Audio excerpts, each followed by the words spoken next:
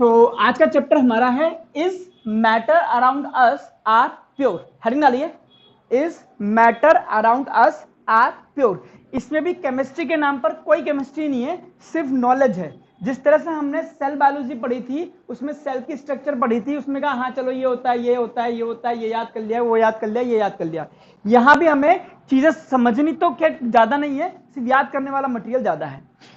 चलिए, तो ये समझिए कि आपने चैप्टर नंबर 1 में ये पढ़ा था मैटर। मैटर क्या होता है?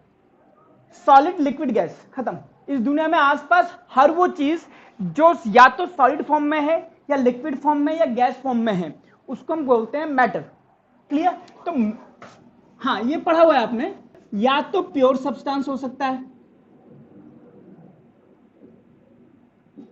या मिक्सचर हो सकता है।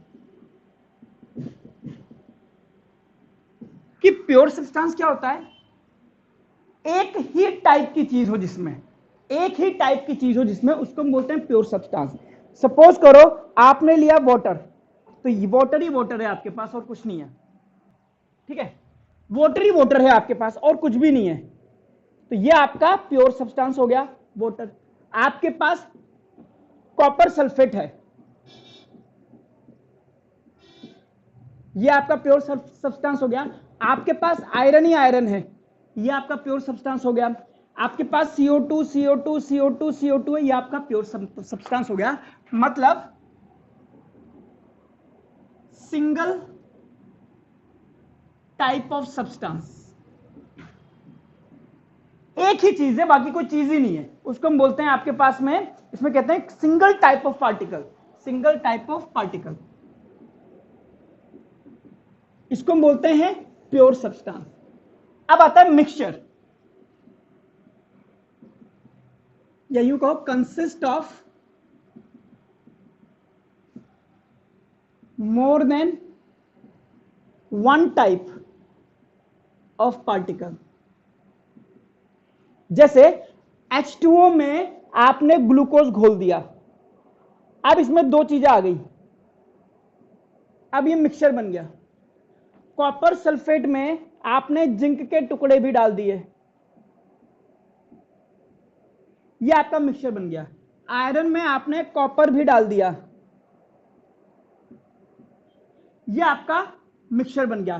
कार्बन डाइऑक्साइड में आपने ऑक्सीजन भी मिक्स कर रखी है, नाइट्रोजन भी मिक्स कर रखी है, ये आपका बन गया मिक्सचर। तो प्योर सब्सटेंस और मिक्सचर क्लियर हो गया आपका। ठीक है, अब मिक्सचर आपका दो टाइप का है, एक होता है होमोजेनस,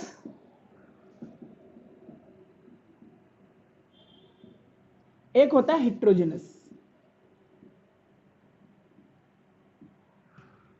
होमोजेनस का मतलब एक जैसा। सपोज करो आपने सब्जी खाई, सब्जी को आप ऐसा तो नहीं कि उधर से ले रहे हो तो ज्यादा मिर्ची है, इधर से ले रहे हो तो कम मिर्ची है, उधर नमक ज्यादा है, पूरा एक जैसा है। अगर आपने पानी में नमक घोला, तो चाहे वो आप कहीं से भी टेस्ट कर लो, आप पतीले में पानी रखो नमक घोल करके, उसको आप इधर से टेस्ट कर लो, इधर से टेस्ट कर लो, इधर से टेस्ट कर लो, एक जैसा निकलेगा। इस तरह के मिक्सचर को हम बोलते हैं होमोजेनस। मतलब जिसमें अमाउंट, दो चीजें जो घोली हैं आपने, या तीन चीजें, चार चीजें, इन सबका टेस्ट, इन सबकी मात्रा हर जगह एक जैसी है, उसको हम बोलते हैं होमोजेनस मिक्सचर। ठीक है, इसको हम बोलते हैं it has uniform composition. For example, आपने सॉल्ट सॉल्यूशन ले लिया, आपने शुगर सॉल्यूशन ले लिया, आपने कुछ भी ले लिया, कोई सा भी सॉल्यूशन, नमक डाल दिया, चीनी डाल दी, या और कौन सा बता दो आप। ठीक है, या कॉपर सल्फेट का सॉल्यूशन ले लिया।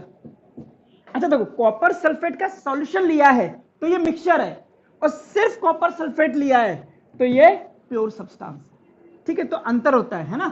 तो मैं यहां लिखूंगा सॉल्यूशन ऑफ कॉपर सल्फेट, ऐसे करके कुछ भी। ये होता है होमोजेनस। एक होता है हेट्रोजेनस। जैसे आपका कभी कभी आपने देखा हो कि सपोज करो आपको चावल बनाने थे या पोहे बनाने थे, चावल बन गए, पोहा बन गया, उसमें नमक डालना भूल गए, सपोज करो। अब आप ऊपर से जब नमक डालोगे और आप उसको मिलाओगे तो भी वो पूरी तरह से नहीं मिलता। किधर किधर नमक नहीं आएगा, उधर नमक का स्वाद आएगा, इधर नहीं आएगा। कभी कभी कोई चीज बन करके तैयार होगी, फिर आप ऊपर से डालते हो तो पूरी तरह से नहीं मिक्स हो पाता, उसको हम बोलते हैं heterogeneous mixture.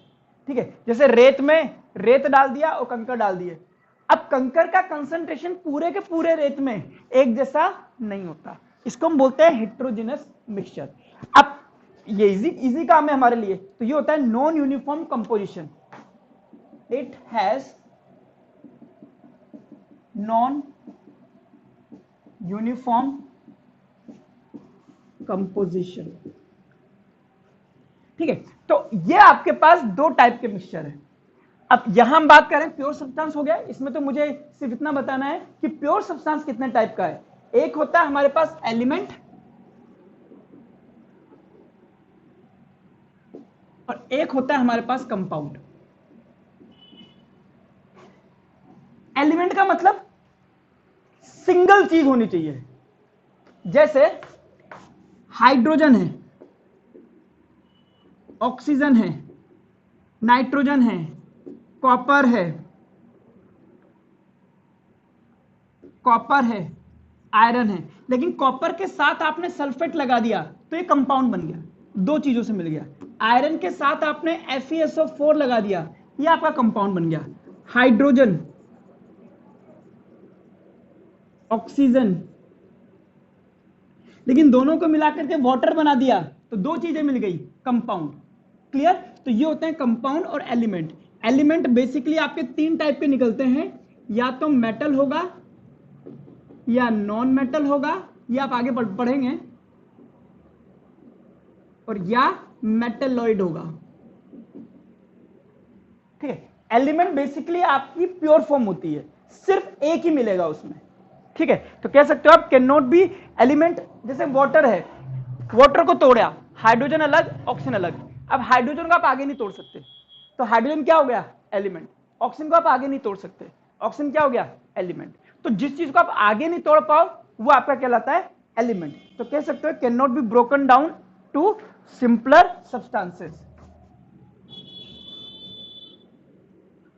Can not be broken down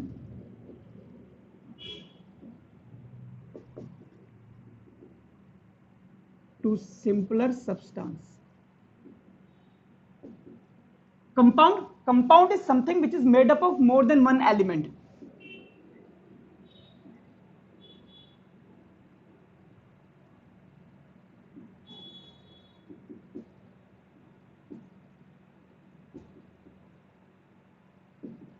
लिख लीजिए, made up of more than one element, या यूं कहो can not have a fix composition. जैसे वाटर में दो हाइड्रोजन और एक ऑक्सीजन ही मिलेगा, इसको आप वाटर नहीं कह सकते, इसको आप वाटर नहीं कह सकते, तो फिक्स कंपोजिशन होती है। लिखिए इसको, इसके एग्जांपल लिख सकते हो आप, सॉइल, ठीक है, शुगर प्लस सॉल्ट, मिला दो दोनों को। अब होमोजेनस मिक्सचर में हमने इनकी बात करी है, सॉल्यूशंस। तो ये सॉल्यूशन क्या है, हमें आगे इसको पढ़ना है। देखो, जब हम दो चीजों को मिला रहे हैं, ठीक है, दो चीजों को मिला रहे हैं, दो सब्सटेंस को मिला रहे हैं, दो एलिमेंट को मिला रहे हैं, तो हमारे पास तीन तरह के मिक्सचर बनते हैं। एक हो सकता है सॉल्यूशन, जिसको कई बार हम ट्रू सॉल्यूशन भी कहते हैं। एक बन सकता है कॉलोइडल सॉल्यूशन, और एक बन सकता है सस्पेंशन।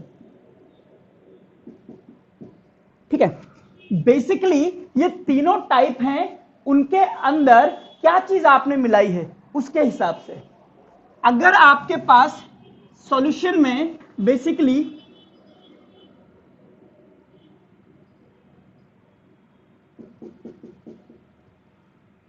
ये मानिए कि सॉल्यूशन जो होता है इसमें दो चीजें मिली होती हैं। सपोज करो आपने शुगर मिलाया और इसमें वाटर मिला दिया, तो ये शुगर सॉल्यूशन बन गया। इसमें जो कम अमाउंट में होता है उसको हम बोलते हैं सॉल्यूट, और जो ज्यादा अमाउंट में होता है उसको हम बोलते हैं सॉल्वेंट। जनरली ये बोलते हैं, जबकि रियलिटी ये है कि अगर शुगर को पानी के अंदर घोला है तो जिसने घोल दिया, यानी कि वाटर में घोला है ना, वाटर ही तो घोल रहा है शुगर को, वाटर ही is responsible for the dissolution of sugar, तो water is called as solvent. जो घोल देता है उसको हम सॉल्वेंट कहते हैं। फॉर एग्जाम्पल मैं कहूं मैंने 2 ml अल्कोहल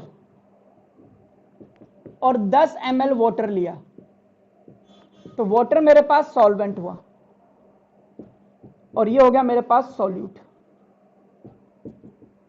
मैंने आपसे बोला मैंने 2 ग्राम सॉल्ट लिया, या यूं कहो मैंने 200 ग्राम सॉल्ट लिया और इसको 5 ml वाटर में घोला, तो तब भी वाटर ही सॉल्वेंट रहेगा, चाहे ये कम ही क्यों ना हो। ठीक है, और ये होगा आपके पास सॉल्यूट।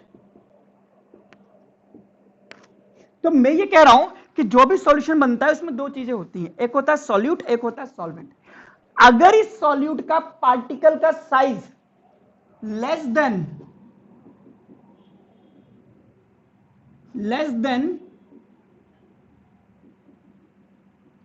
1 नैनोमीटर निकलता है तो इसको आप ट्रू सॉल्यूशन कहते हो। अगर size of particle is between 1 nanometre to 100 nanometre तो इसको आप कोलिडल सॉल्यूशन कहते हो, और इसमें size of particle is more than 100 nanometre जाता है तो इसको कहते हैं सस्पेंशन। इसमें 2 चीजें होती हैं, 2 कंपोनेंट होते हैं।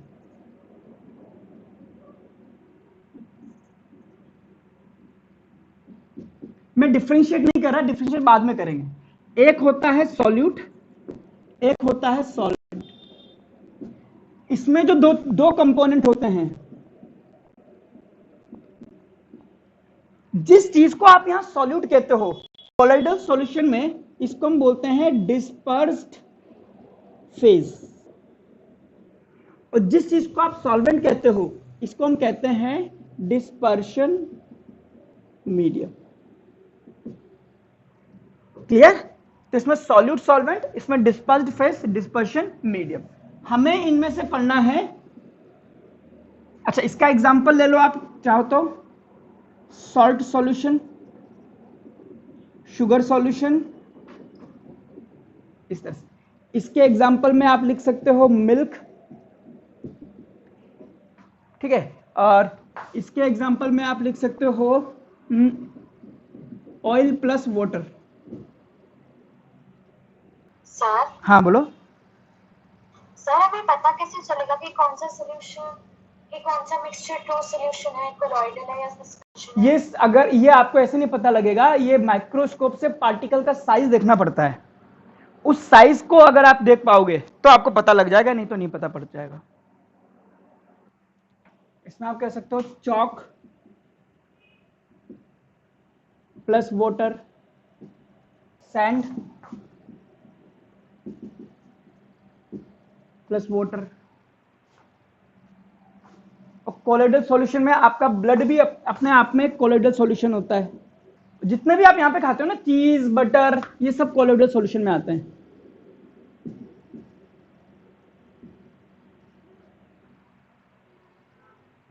फॉग, म्यूनिस, ये सब इसी में आते हैं। ठीक है, आइए और समझते हैं। जो ट्रू सॉल्यूशन होता है इसका साइज बहुत छोटा होता है। नेकेड आई से आप जब नमक को पानी में घोल देते हो तो जब आप ऐसे देखते हो तो नमक थोड़ा दिखता है। तो आप इसको प्रॉपर्टीज क्या होती है कि सॉल्यूशन बन चुका है। पहला, can not be seen with naked eyes.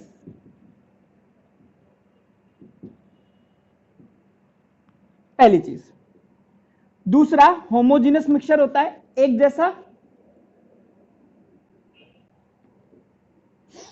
दूसरा, आपने अगर पानी में नमक घोल दिया है तो सिंपली आप उसको छान करके नमक और पानी को अलग नहीं कर सकते, ठीक है, can not be separated by filtration और एनी अदर फिजिकल मेथड, ठीक है। इसके अलावा एक और नेचर में घटना देखी जाती है जिसको हम बोलते हैं टिंडल इफेक्ट। इसको मैं साइड में समझाऊंगा। क्या होता है कि अगर आपके पास सॉल्यूट के पार्टिकल का साइज थोड़ा सा बड़ा हो जाता है तो इस पर पड़ने वाली लाइट को यह बिखेर देता है इस तरह से। इसको हम बोलते हैं स्कैटरिंग, और इस फिनोमिना को ही आप कहते हैं टिंडल इफेक्ट। जब भी सनलाइट किसी भी सॉल्यूशन से, कोलोइडल सॉल्यूशन से, सस्पेंशन से, कहीं से भी निकलती है तो उसके पार्टिकल से टकराती है। अगर इस पार्टिकल का साइज इतना बड़ा है कि वो लाइट को स्कैटर कर सकता है, क्योंकि बहुत छोटा हुआ तो लाइट को स्कैटर नहीं करेगा, ये बात आप बड़ी क्लासेस में पढ़ेंगे, क्योंकि क्या होता है लाइट की भी वेवलेंथ होती है, तो जो वेवलेंथ वाली लाइट आ रही है उसी के साइज का ये पार्टिकल होना चाहिए, तो लाइट को बिखेर देगा तो आपको दिखेगी। इसको हम बोलते हैं टिंडल इफेक्ट। मैं बताता हूं कब दिखता है आपको। आपने कभी स्टेज पर अगर सालसा डांस चल रहा है, दो लोग डांस कर रहे हैं, तो स्पॉटलाइट पड़ती है उसके ऊपर। अगर आप देखोगे वो स्पॉटलाइट पड़ रही है तो उसके बीच में पार्टिकल आपको नजर आते हैं उड़ते हुए। आप अंधेरे कमरे में बैठे हो, कहीं से एक छोटा से छेद से रोशनी आ रही होती है, तो वो जो रोशनी आती है उसके बीच के सारे पार्टिकल नजर आते हैं। That is Tyndall effect. आप किसी पेड़ों की छांव में बैठे हो और पेड़ों के झुरमुट से लाइट आ रही है तो वो भी अलग से दिखती है light, that is Tyndall effect. तो वो टिंडल इफेक्ट आपका होता है, डिपेंड करता है पार्टिकल के साइज के हिसाब से, ठीक है। तो ये जो होता है ट्रू सॉल्यूशन, इसका साइज इतना छोटा होता है कि पार्टिकल को स्कैटर नहीं कर सकती, तो हम कह सकते हैं do not show Tyndall effect. देखिए इसको, अभी देखिए यहां से लाइट आ रही है, मुझे दिख ही नहीं रही, टिंडल इफेक्ट नहीं हो रहा, और ये स्टेबल होते हैं। मतलब आपने इस पानी को, नमक में पानी घोला और घोल करके छोड़ दिया, अब देखते रहिए उसको, वो अलग अलग दिखेगा ही नहीं, वो घुला हुआ ही दिखेगा। लेकिन पानी में रेत डालिए और घुमा दीजिए, उसका छोड़िए, रेत धीरे धीरे धीरे धीरे धीरे धीरे नीचे बैठ जाएगी, दैट इज अनस्टेबल हो जाएगी, सस्पेंशन। आइए कोलोइडल सॉल्यूशन की बात करते हैं। इसको भी आप नेकेड आइज से नहीं देख सकते, इसके भी पार्टिकल छोटे होते हैं। ये आपका हेट्रोजिनस होता है, एक जैसे इसकी कंपोजिशन नहीं मिलती, ठीक है, हेट्रोजिनस होगा। और इसको भी आप किसी भी फिजिकल प्रोसेस से अलग नहीं कर सकते, same, but a special method called centrifugation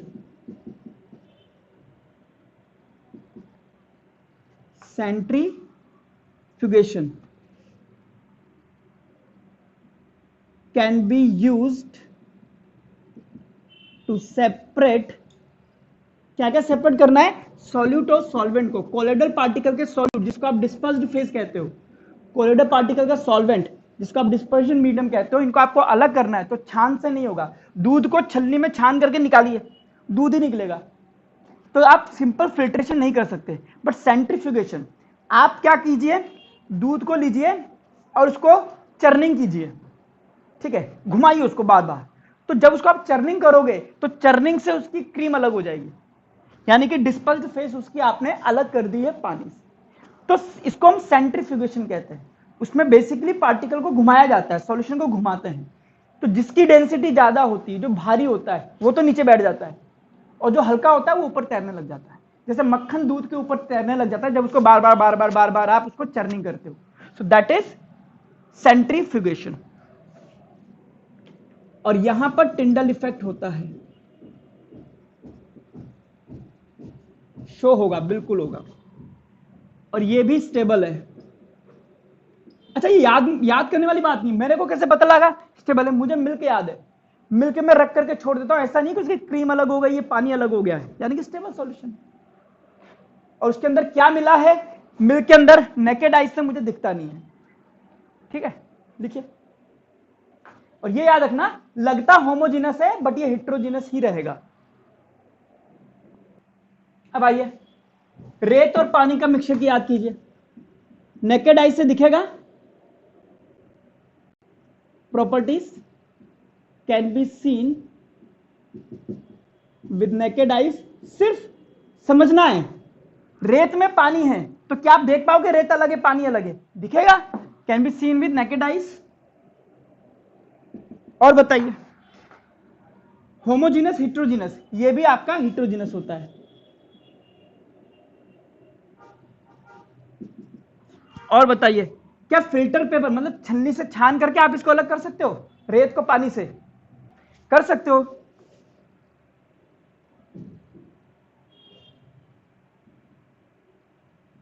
can be separated by filtration. और देखते हैं, टिंडल इफेक्ट शो करेगा, yes, it will show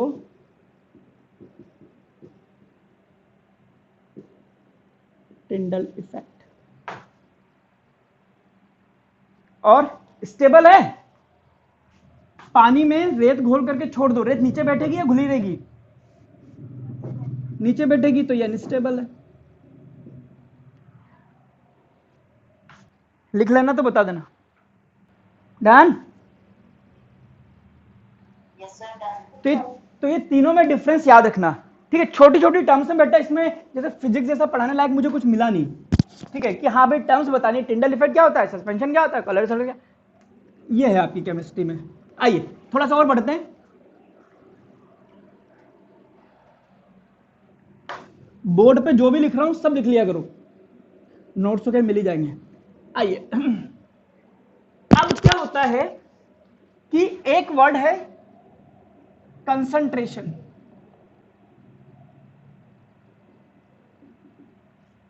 concentration का मतलब होता है कि कितना सॉल्यूट और कितने, मतलब कितना सॉल्यूट और सॉल्वेंट है, मतलब the amount of solute present in solution, ये आपका कंसंट्रेशन कहलाता है। अब यहां पर दो बातें समझ में आती है, एक होता है सैचुरेटेड सॉल्यूशन,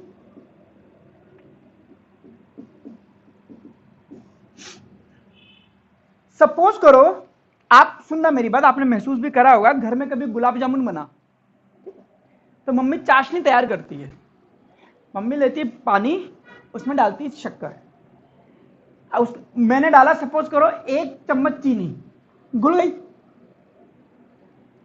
फिर मैंने 5 चम्मच चीनी डाली, वो भी घुल गई, मैंने और डाली, वो भी घुल गई, मैंने उसको गर्म नहीं करा, याद रखना मैं गर्म नहीं कर रहा हूं, सिर्फ घोल रहा हूं, मैं डालता जा रहा हूं, घुलती जा रही, घुलती जा रही, घुलती जा रही, घुलती जा रही, घुलती जा रही, घुलती जा रही, घुलती जा रही, अब मैं डाल रहा हूं, अब वो घुल नहीं रहा है। ये जो लेवल पहुंचता है कि अब आगे की तरफ कोई घुलेगा ही नहीं भाई साहब, कितना ही डाल दो, the maximum amount of solute that can be dissolve in a solvent, वो घुल चुका है, उस सिचुएशन को हम बोलते हैं सैचुरेटेड सॉल्यूशन, कि भाई उसने बोले भाई अब मेरे बस की नहीं, मैं सैचुरेटेड कंडीशन में आ चुका हूं, ठीक है। तो कहते हैं व्हेन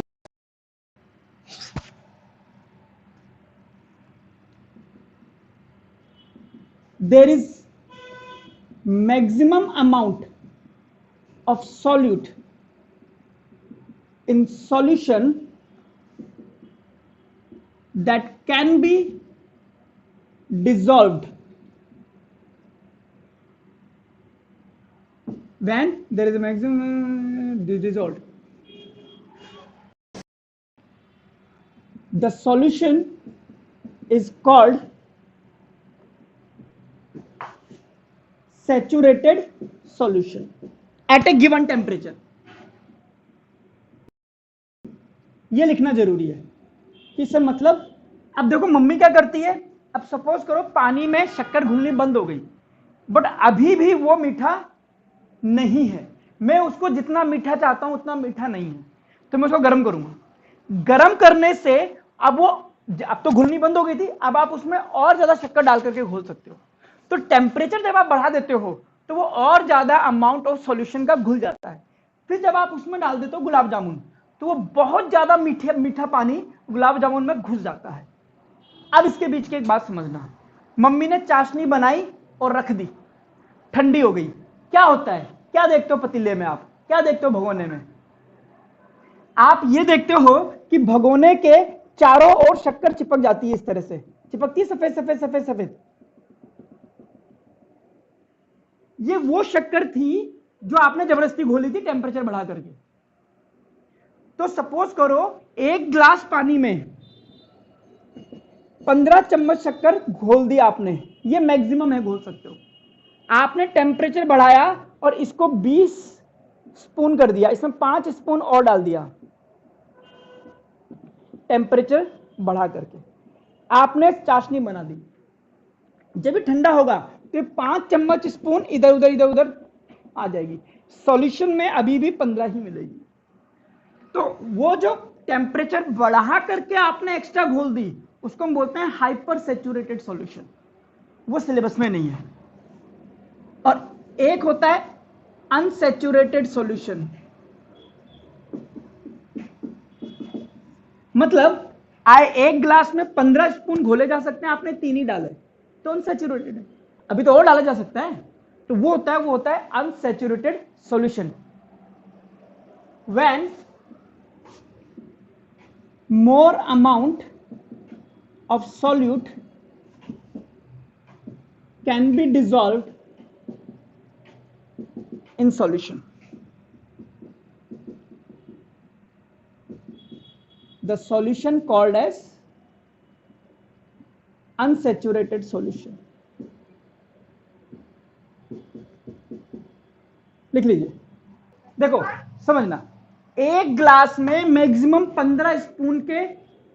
15 स्पून शुगर घोल सकते हो आप एक ग्लास में, बट आपने भी दो ही घोले हैं, 2 घोल करके रख दिया, तो क्या वो सॉल्यूशन आप सैचुरेटेड बोलोगे?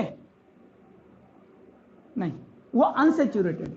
आप उसमें 5 और डाल दो, अभी आपने 10 स्पून घोल दिया, अभी भी वो कैसा है, अनसैचुरेटेड है, और घोला जा सकता है, उसको बोलते हैं अनसैचुरेटेड। ठीक है, एक और टर्म आप पढ़ोगे, सॉल्युबिलिटी। बट कहते हैं, सुना फर्क क्या है, सब कुछ सेम है, the amount of solute present in, अब यहां पे लिखना है सैचुरेटेड सॉल्यूशन,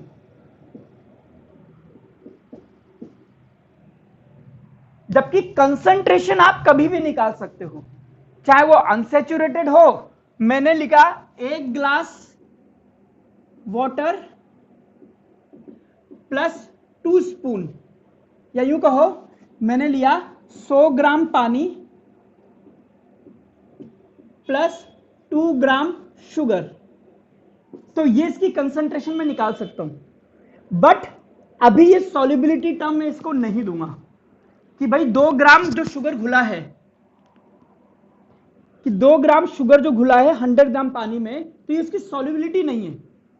मैंने लिया 100 gram water plus 10 gram sugar, अभी भी मैं 10 ग्राम शुगर को जो 100 ग्राम पानी में घुली है, इसको मैं सॉल्युबिलिटी नहीं कहूंगा। 15 ग्राम शुगर, और ये बन गया मेरा सैचुरेटेड सॉल्यूशन। अब इस चीज को मैं बोलूंगा सॉल्युबिलिटी, क्या कि 15 ग्राम शुगर 100 ग्राम पानी में घुला हुआ है। ठीक है, तो सॉल्युबिलिटी सैचुरेटेड सॉल्यूशन के लिए डिफाइन होता है। मैं भी वापस आऊंगा इस पे, पहले आप इतना लिख लीजिए, कंसंट्रेशन निकालने का तरीका क्या है आपके पास वो देख लीजिए। फॉर्मूला है concentration mass by mass percentage और मास बाय वॉल्यूम परसेंटेज दो हैं। कैसे निकालोगे? Mass of solute upon mass of solution, इसको 100 से मल्टीप्लाई कर दो तो मास बाय मास परसेंटेज निकल जाएगा। Mass by volume, mass of solute और वॉल्यूम ऑफ सॉल्यूशन ml में है ना, into 1000। For example if 15 gram sugar is dissolved 100 gram solution, calculate mass percentage. Try कीजिए जरा। सिंपली आप क्या करोगे? 15 अपॉन 100 इंटू 100 दैट इज 15%। एक और करना, 20 gram salt is dissolved 80 gram of water, calculate mass percentage. Try करना एक बार, समझिए। सॉल्ट क्या है? सॉल्यूट। वाटर क्या है? सॉल्वेंट। जबकि चाहिए क्या? सॉल्यूशन। तो ये होगा 20 ग्राम और 80 प्लस 20। भाई सॉल्यूशन में दोनों चीजें काउंट हो गई ना, सॉल्यूट प्लस सॉल्वेंट। तब यहां पर तो मैंने डायरेक्ट आपको सॉल्यूशन दे रखा है ना 100 ग्राम, तो आपने सॉल्यूशन लिख दिया। बट यहां पर मैंने थोड़ा सा गेम खेल गया, मैंने वाटर दिया है तो अब ये 100 होगा, that is 20% will be your answer. समझ में आया? हाँ भाई मेहता साहब, समझ में आया? यशिका, एंजल, परी, गलती मत करना, देख लेना अगर क्वेश्चन आए तो कहीं गेम ना खेल जाए तुम्हारे साथ, ठीक है अभिनव?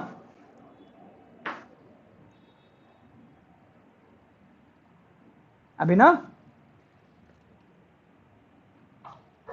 तो बोला तो करो यार तुम लोग तो।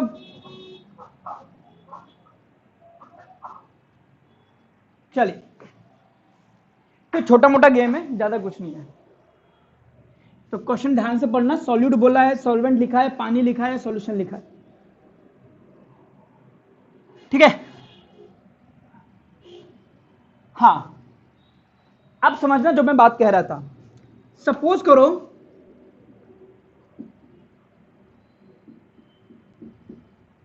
सैचुरेटेड सॉल्यूशन में 100 ग्राम वाटर और 20 ग्राम शुगर चाहिए आपको, तब इसका सैचुरेटेड सॉल्यूशन बनता है। आपने क्या करा? 100 ग्राम वाटर और 10 ग्राम शुगर लिया है। आपने इसका निकाला कंसंट्रेशन, कौन सा? Mass by mass percentage, 10 upon 100 into 100, ठीक है? या यूं कहो कि आपने लिखा मास बाय मास निकाला, अभी परसेंटेज नहीं निकाला, तो मतलब 10 ग्राम शुगर, ये हो गया 1 ग्राम शुगर पर 10 ml पर 10 ग्राम ऑफ वाटर। ये इसकी कंसंट्रेशन है। ये सॉल्युबिलिटी नहीं है, सॉल्युबिलिटी निकलेगी यहां पर।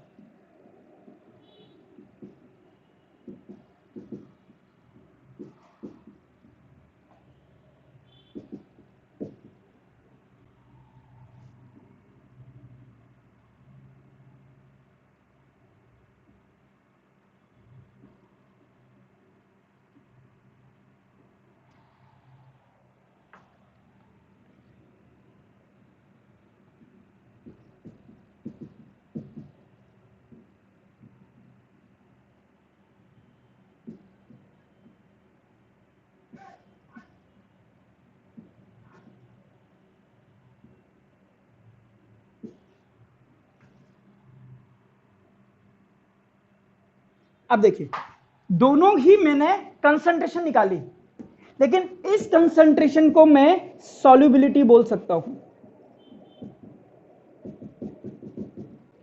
और इस कंसंट्रेशन को मैं सॉल्युबिलिटी नहीं बोल सकता। क्यों?